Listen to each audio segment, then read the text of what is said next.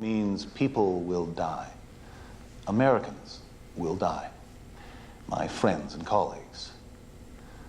But give our teams the mission, and we'll take these guys out. And I mean out. We'll drop a team in here, and here, and here, and here, until we're as tight as a tortoise to a shell with every local leader in the North. That gives them and their fighters confidence. With the Afghans, you have to be the winning side, or you're a non-starter. Then, a little cash to keep it all lubricated. Now, we have a cohesive force for the soldiers who come in behind us. We use that force to hit the caves. Hit, because that's where these AQ types live, like worms in the ground. Oh, yeah. We'll smoke them out. We'll flush the bastards into the open air. And that's bonus time for us, sir. Because our local allies have all kinds of scores to settle. By the time they're through the accounting, we won't have a whole lot to clean up. And then it's on to the next set of caves. It won't be bloodless. But give us the mission, and we'll get them. Within a matter of weeks, we'll have it set up so the military will face a one-sided rout. The enemy will have flies on their eyeballs. You did say unconventional. Well, Joe Hagan and I juggled it back and forth, made allowances for all the policy and political issues. It comes down to Monday. 5 days off. Media O'Halley's ducking it, but work here comes first. Karens were televising today's phone call to Pataki and Giuliani. Show he's intent on outreach. The only other day would be Friday. Friday's a National Day of Remembrance. He's delivering the homily to then fly to New York. It's a lot to ask for one day. Under the best of circumstances, New York makes me very uneasy. Well, you're going to be on the ground way ahead of the game. The National Guard's already in place, and the president's going to stay behind police barricades. See, the president is going to approach Ground Zero this way.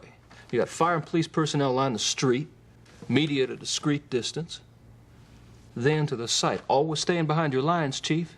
Then he gets back in the limo, drives up the West Side Highway with Rudy and Governor Pataki, where he meets with the grieving families. Crowd control at Ground Zero, it's still spotty. It's not that. It's about emotional exposure. Think about it. Since this happened, a wall's come down around him. President becomes a nation, doesn't he? And we wrap him up in a cocoon. I mean, hell, Chief, your boys didn't even want him to come back here to the office. You wanted to keep him all cuddled up at Offutt. So, he became Commander-in-Chief, took back control of his destiny, and since then, he's been pushing, prodding, listening, studying, and slowly we regrouped. And the fog's starting to lift, and that's good. That's good for us, good for America. And now this. I don't get it. What am I missing? On Friday, we lift the wall, take the defenses away, and send them to the pulpit of the church. Then on Monday, to the raw emotions of rescue workers and grievers, well, forget about the emotional stress of discussing policy. Now comfort tears and pain as an ordinary man. And this is a man who feels very deeply. He's got a whole load of emotion of his own. Okay, here's what's going to happen. The president's going to arrive when the phone connection is up. When the call is concluded, we leave. No questions.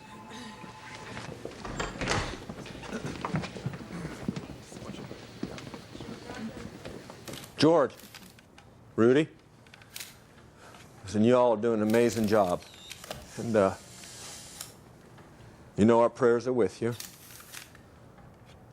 He's fighting his emotion. What happens when we take him there?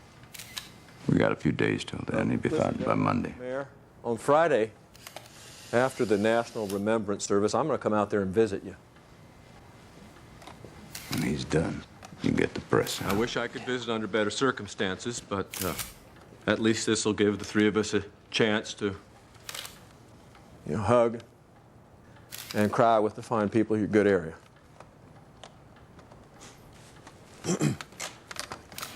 Mr. President, could you tell us what you're thinking? Your prayers, where your heart is? I'm not thinking about myself.